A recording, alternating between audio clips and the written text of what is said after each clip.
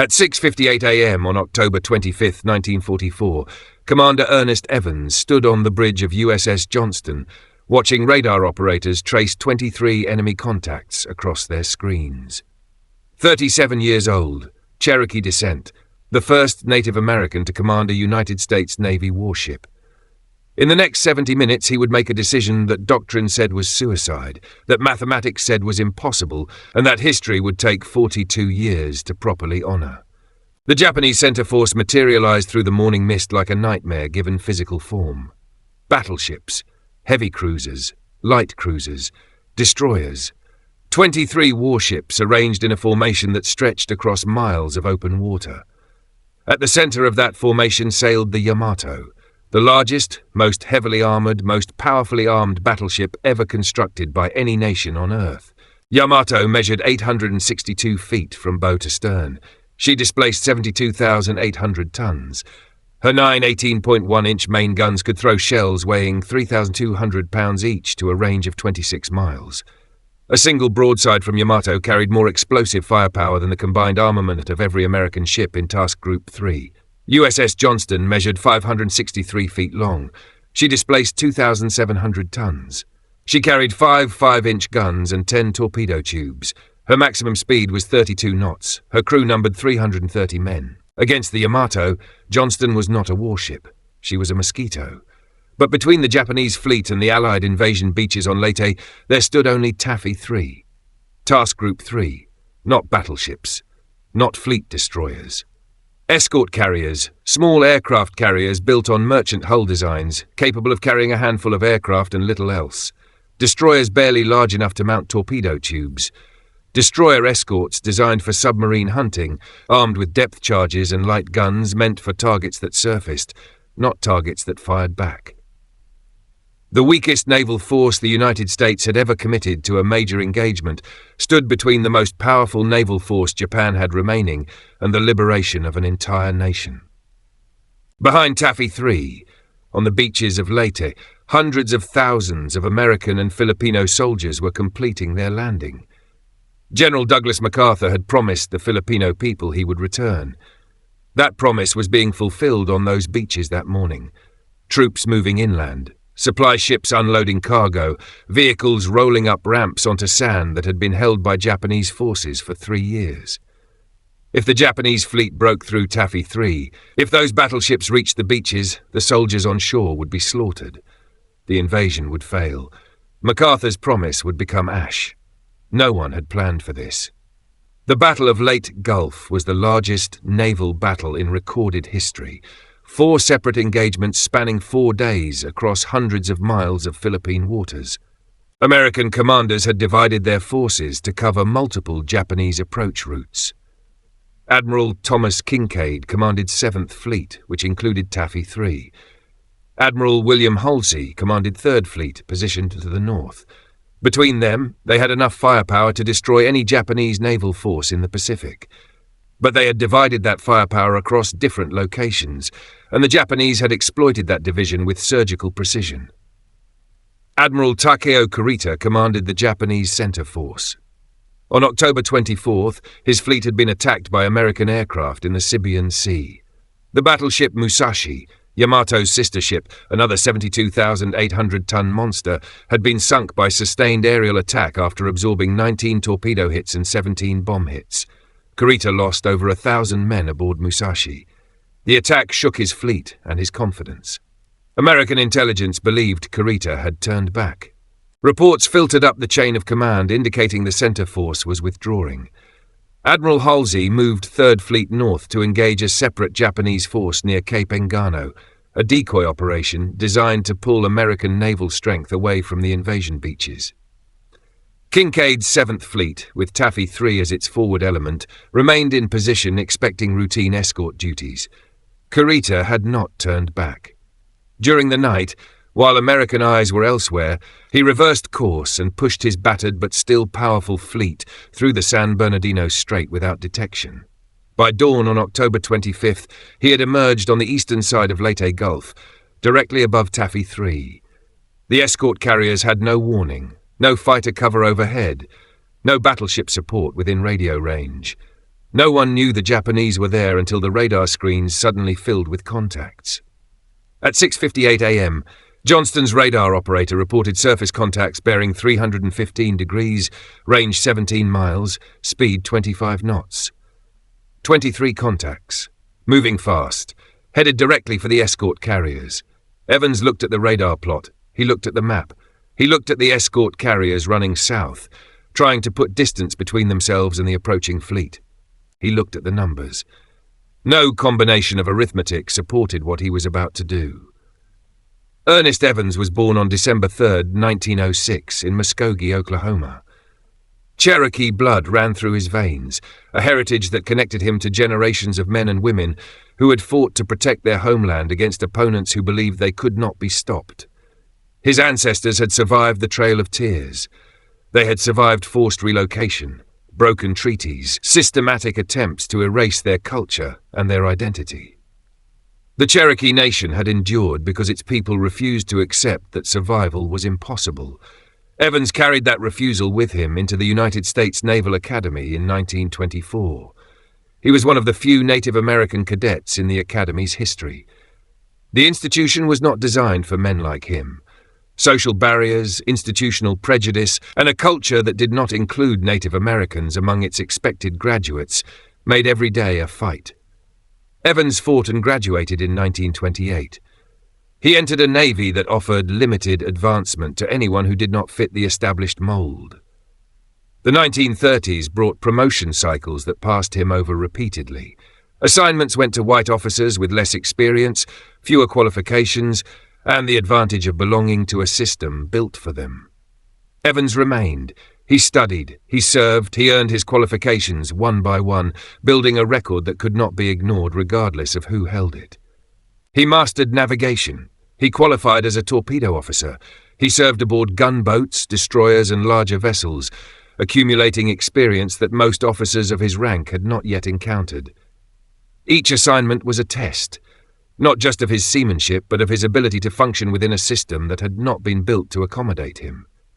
By 1944, he had spent 16 years in the Navy. He had earned the right to command a warship. USS Johnston was his ship. When he first took command, he walked every deck, visited every compartment, introduced himself to every man aboard. He wanted his crew to know who was standing on their bridge. He wanted them to trust that the man giving orders understood the ship as well as they did. Johnston had been commissioned in March 1943 at the Boston Navy Yard. Fletcher-class destroyer, the backbone of the United States Navy's destroyer force during the second half of the war. The ship had completed her shakedown cruise and joined the Pacific Fleet that summer. Fletcher-class destroyers were fast, well-armed and durable, built to absorb punishment and deliver it in equal measure. 5 5-inch guns, 6 torpedo tubes on each side, depth charges and radar systems that could detect enemy ships at distances far beyond what the naked eye could see. By October 1944, Johnston had participated in operations across the Pacific, supporting the invasion force as escort protection against aerial and submarine attack. It was unglamorous work, screening duty, convoy escort, the kind of assignment that kept the war machine running but never appeared in headlines. Destroyers were the workhorses of the Navy. They ran ahead of the main force, screening for submarines, running messages, picking up downed aviators from the ocean. Essential work. Invisible work. The men aboard Johnston knew their commander. Evans led from the bridge, not from a cabin below decks. He stood where the danger was greatest. He made decisions quickly and explained them to his crew. He did not ask men to risk their lives without understanding why. The 330 sailors aboard Johnston were young, most of them barely out of their teens, farm boys from Iowa and Kansas, city kids from New York and Chicago, factory workers from Detroit, men who had enlisted after Pearl Harbor and found themselves on a destroyer in the Pacific, expecting routine convoy escort duty. They had not expected this. Can one destroyer stop 23 warships and save an entire invasion? Please hit that like button. It helps us share more forgotten stories from World War II. Subscribe if you haven't already. Back to Evans. At 7:40 a.m., the first Japanese shells began falling among the escort carriers. The splashes were enormous. columns of water erupting 60 feet into the air as 18.1-inch shells detonated in the ocean around the small ships. The carriers began turning south, trying to run. Their maximum speed was 18 knots. The Japanese destroyers closing on them could make 35. The carriers could not outrun the fleet. Aircraft launched from the carrier decks in a desperate scramble. Wildcats and Avengers took off in whatever order they could manage, armed for anti-submarine warfare, not naval combat. Most carried depth charges. Some had torpedoes. They attacked anyway, diving on the Japanese battleships, strafing with machine guns, dropping depth charges that exploded harmlessly against armor designed to withstand far worse. Evans watched the carriers run. He watched the aircraft attack. He watched the Japanese fleet continue advancing, barely slowed by anything Taffy 3 could throw at it. Then he picked up the TBS radio and transmitted his order, all hands to battle stations. Johnston turned toward the Japanese fleet. Executive Officer Lieutenant Commander Robert Laffey stood on the bridge beside Evans. Laffey had served aboard Johnston since her commissioning. He understood naval combat. He understood what 23 warships meant. He understood what Evans was doing the moment Johnston changed course. He said nothing. The commander had given his order. There was nothing to say. Johnston surged forward at 32 knots, cutting through the swells, heading directly into the path of the largest naval force Japan could field. The vibration of the engines transmitted through the deck plates, through the bridge structure, into the feet of every man aboard. The ship was moving as fast as she could move, and she was not moving fast enough. Evans planned to use torpedoes first. Johnston carried 10 Mark 15 torpedoes. Each torpedo weighed 3,300 pounds. Each carried a warhead containing 680 pounds of TNT. A single torpedo hit on a capital ship could disable its propulsion, flood compartments, and potentially send it to the bottom. 10 torpedoes, properly aimed, could cripple multiple vessels simultaneously. The target Evans selected was the heavy cruiser Kumano, a Mogami-class vessel displacing 11,600 tons, positioned in the van of Kurita's formation.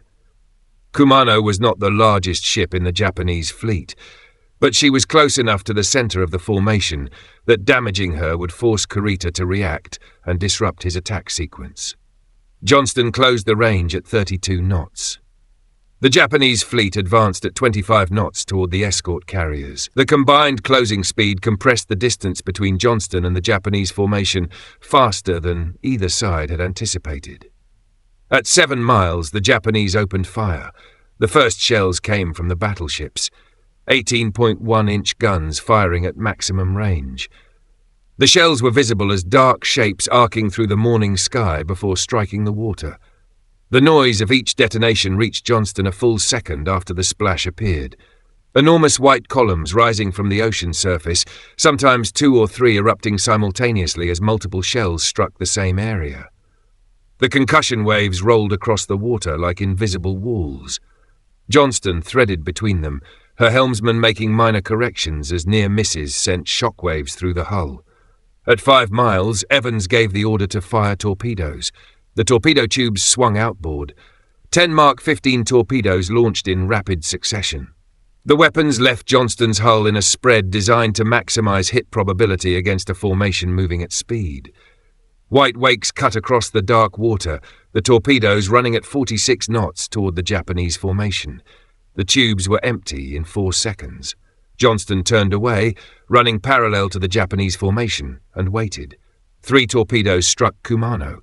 The first torpedo hit the heavy cruiser's forward engine room. The explosion tore through the ship's internal structure, rupturing fuel tanks and flooding compartments below the waterline. Kumano's speed dropped immediately from 25 knots to less than 6. The second torpedo hit amidships, detonating inside the hull and starting fires that spread through the ship's interior. The third torpedo struck near the stern, damaging the steering mechanism and leaving Kumano unable to maneuver. Kumano listed to port. Black smoke poured from the waterline. The heavy cruiser was finished as a combat vessel. She would not rejoin the battle. Johnston had been engaged with the Japanese fleet for less than 4 minutes. Then Yamato found her. The battleship's 18.1-inch guns fired at of less than 7 miles. close enough for the shells to arrive before Johnston's helmsman could execute a significant course change. 3 shells struck Johnston within seconds of each other. The first shell hit the forward section of the hull, detonating inside the ship near the No. 2 gun mount. The explosion tore a section of the forward hull away completely. Men in the forward compartments were killed instantly, crushed by the blast, thrown against bulkheads and machinery by a force that no human body could survive. 40 men died in that compartment in less than a second. The second shell struck the engine room. One of Johnston's 2 turbine sets was destroyed. Steam pressure dropped across the ship. Power fluctuated. Lights flickered. Instruments went dark, then came back at reduced brightness. The helmsman lost momentary control as the steering system lost hydraulic pressure. The third shell exploded near the torpedo tubes, severing hydraulic lines and starting fires that spread across the deck. Damage control parties moved through the smoke immediately, fighting flames with foam extinguishers while shells continued falling around the ship. The hull groaned under the stress of the damage. Metal buckled along the forward section. Rivets popped from stressed frames with sounds like rifle shots.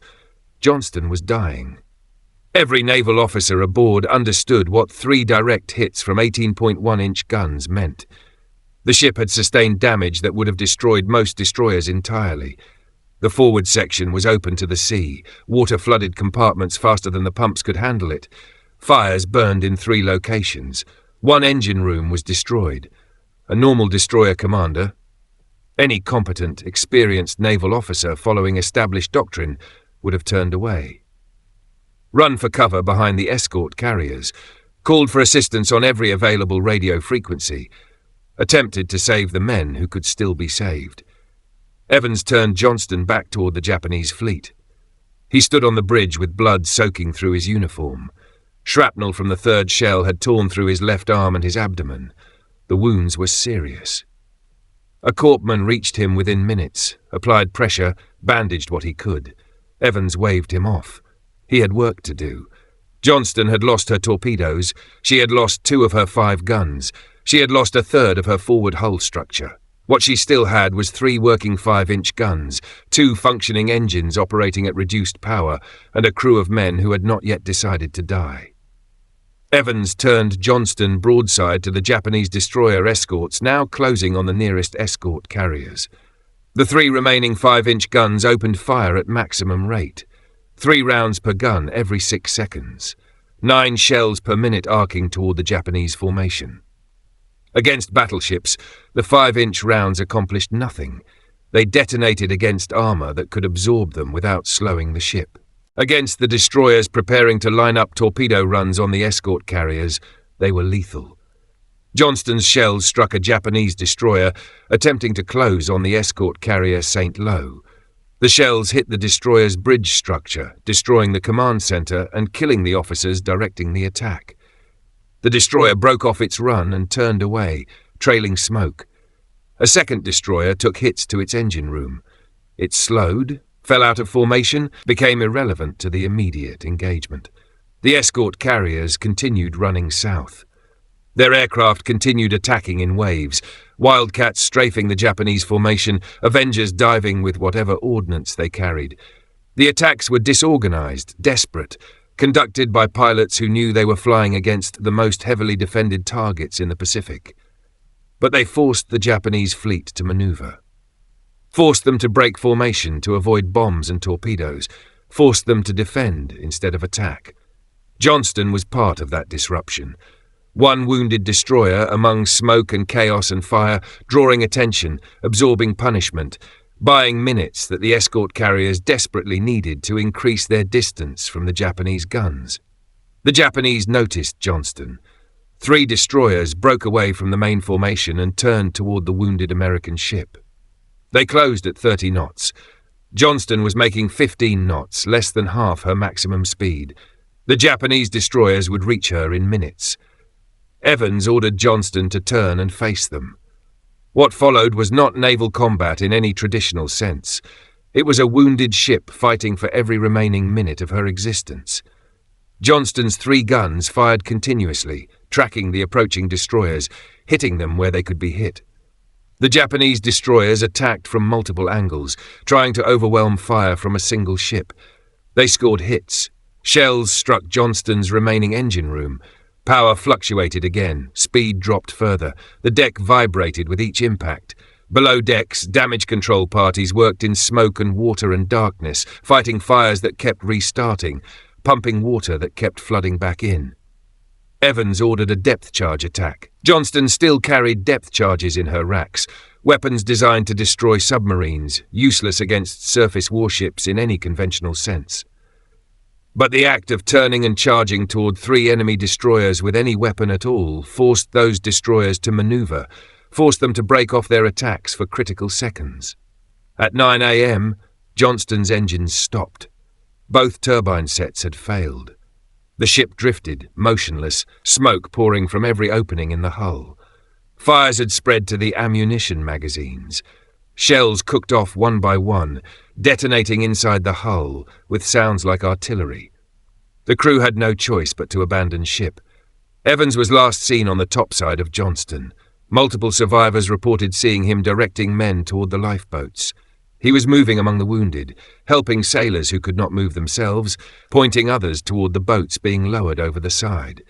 One survivor placed him near the stern, loading wounded men into a whaleboat, when a Japanese shell struck the area where he was standing.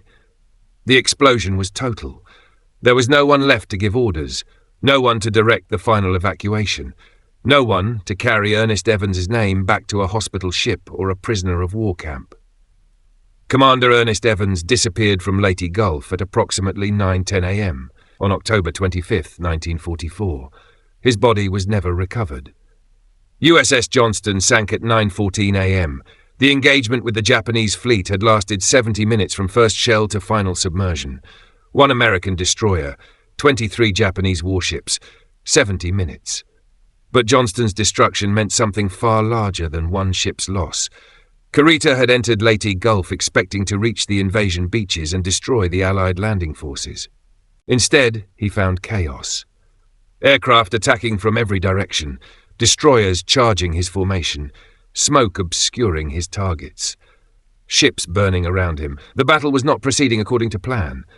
The small American ships were fighting with a ferocity that made no tactical sense, charging battleships with torpedoes, attacking cruisers with 5-inch guns, refusing to withdraw even when withdrawal was the only rational option.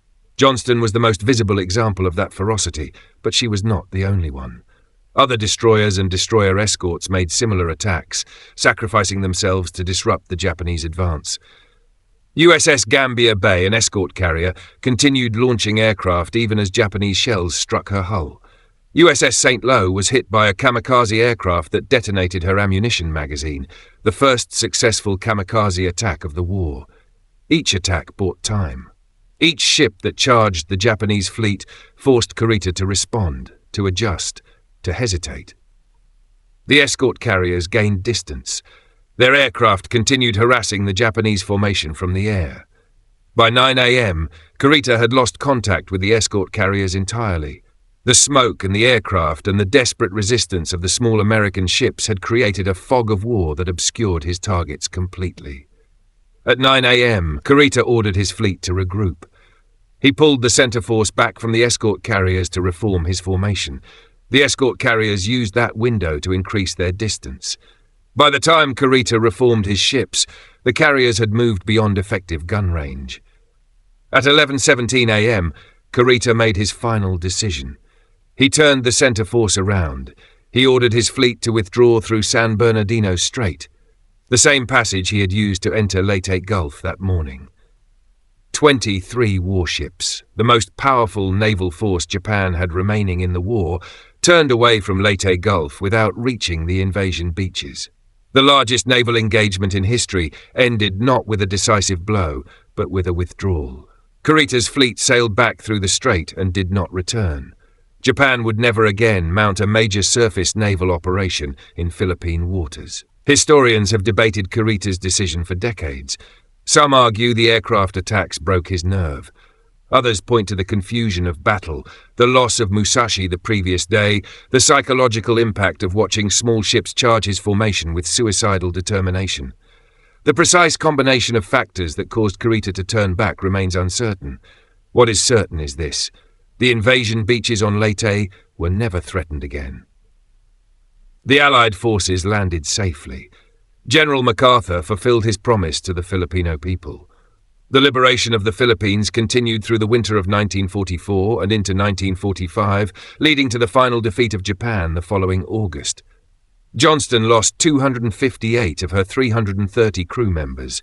72 men survived. They were pulled from the water by Japanese destroyers. The Japanese sailors who rescued them understood what Johnston had done, understood that the men in the water had fought with a courage that demanded a certain respect. The survivors spent the remainder of the war as prisoner of war camps in Japan. Several did not survive captivity. Starvation, disease, and brutal treatment claimed men who had survived the most desperate 70 minutes of their lives. When the survivors returned to the United States after the war ended, they carried with them a story that no one had asked for and no one seemed ready to hear. The war was over. The public wanted to move forward, not look back. The Johnston survivors came home quietly. Some went back to their farms and factories. Some never spoke about what had happened. The story of a ship that had charged 23 warships and refused to run existed mostly in the memories of 72 men and in naval records that few people read. Ernest Evans was gone, no body, no grave, no final words recorded by any surviving witness. He had given everything, his ship, his men, his life, to buy time for an operation that would succeed. The Navy recognized Johnston's crew with multiple awards. The ship received a posthumous Navy unit commendation. Individual survivors received Bronze Stars, Silver Stars, and Navy Crosses for their actions during the engagement. Evans himself received nothing, not immediately. The Medal of Honor recommendation was written within days of the battle. Lieutenant Commander Laffey, who survived Johnston's sinking, drafted the initial recommendation before the month was out. The paperwork moved through the chain of command, from squadron to task group to fleet headquarters. Admiral Thomas Kincaid, commanding 7th Fleet, forwarded the recommendation with his personal endorsement. The paperwork disappeared into the bureaucratic machinery of wartime administration. Thousands of Medal of Honor nominations were being processed simultaneously. Some moved quickly, others moved slowly. Evans' recommendation moved slowly. Years passed, then decades. Evans' family in Oklahoma received a telegram informing them that Commander Ernest Evans was killed in action or held as a prisoner of war. The uncertainty was deliberate. The Navy could not confirm his death without a body. The family lived with that ambiguity for months before official confirmation arrived. When it did, the confirmation was brief. A form letter noting the loss, no details about what had happened, no acknowledgement of how he had died or what his death had accomplished. Cherokee communities mourned Evans quietly. He had been one of their own, a man who had navigated a system designed to exclude him and reached a position of real authority and genuine command. His death carried weight beyond the personal. It was another wound inflicted on a people who had already absorbed more wounds than any nation should have to endure. Evans' daughter, Margaret, grew up knowing her father had died at Leyte Gulf. She knew he had commanded a destroyer. She knew the ship had been destroyed. The details of what had happened during those 70 minutes remained vague. Survivors were scattered. Some were dead. Some had been held as prisoners and returned home carrying their own wounds and their own silence. The Medal of Honor recommendation surfaced periodically through the decades. Each time it appeared in someone's office, someone reviewed it, someone noted its significance, and someone filed it away again. The statutory time limit for Medal of Honor awards had long since expired. Congressional action would be required to override that limit. Congressional action required someone to push the case. In 1986, 42 years after Evans disappeared from Leyte Gulf, the United States Navy formally recommended Ernest Evans for the Medal of Honor. The recommendation moved through Congress. Legislation was passed waiving the time limit. The award was approved. The ceremony took place at the White House on October 25, 1986, exactly 42 years to the day after Johnston was destroyed. Navy officials had chosen the date deliberately. The symmetry mattered. Evans's family accepted the medal on his behalf. Margaret Evans, his daughter, held the medal case in hands that trembled slightly, not from age, but from the weight of what the moment represented. 42 years of waiting. 42 years of knowing what her father had done and watching the country fail to acknowledge it. The citation acknowledged what had happened aboard Johnston on that morning in 1944. Evans's decision to attack a superior force, his refusal to withdraw when withdrawal was the rational choice, his continued command while mortally wounded, his final act of directing survivors toward safety while his own wounds bled through his uniform. 42 years to deliver a medal. 42 years to officially acknowledge what 330 men aboard a destroyer knew the moment their commander turned Johnston toward 23 Japanese warships. Evans's name now appears on a permanent memorial at the Naval Academy in Annapolis, the same institution where he had been one of the first Native Americans to graduate nearly 70 years earlier. A plaque marks the place where he once walked as a cadet, carrying the weight of his heritage and the determination to prove that weight meant nothing against his ability. The USS Johnston is remembered at the Naval History and Heritage Command in Washington. Johnston's battle flag was never recovered from Leyte Gulf. Like Evans himself, it lies somewhere on the bottom of the Philippine Sea. Cherokee Nation communities continue to honor Evans's memory. His story is passed down through generations. A man who refused to accept that his people were meant to be overlooked, whether by the United States government or by the Imperial Japanese Navy. The Trail of Tears had not broken the Cherokee. Institutional racism had not broken Evans, and 23 Japanese warships had not broken the man who turned one destroyer toward them and refused to turn back. Johnston's engagement lasted 70 minutes. In that time, one destroyer torpedoed a heavy cruiser, damaged multiple destroyers, disrupted the largest naval force Japan could field, and bought critical minutes for an invasion that would succeed. One commander made a decision that every textbook in the Navy said was suicide. One ship bought time that an entire nation needed. The mathematics said Johnston should have been irrelevant. A 2,700-ton destroyer against a 72,800-ton battleship. A mosquito against an elephant. No doctrine in the United States Navy covered what Evans did that morning. No training manual anticipated a scenario where one destroyer would voluntarily charge 23 warships. No tactical manual explained how one wounded ship could disrupt the most powerful fleet Japan could assemble. Evans looked at those mathematics.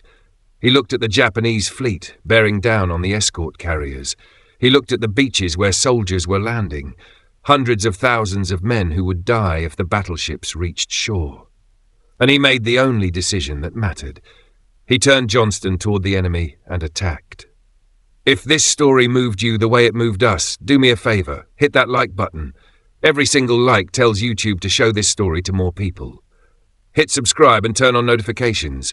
We're rescuing forgotten stories from dusty archives every single day. Stories about commanders who charged into the impossible and never came back. Real people, real heroism. Drop a comment right now and tell us where you're watching from. Are you watching from the United States, United Kingdom, Canada, Australia? Our community stretches across the entire world. You're not just a viewer. You're part of keeping these memories alive. Tell us your location. Tell us if someone in your family served. Just let us know you're here. Thank you for watching, and thank you for making sure Ernest Evans doesn't disappear into silence. These men deserve to be remembered, and you're helping make that happen.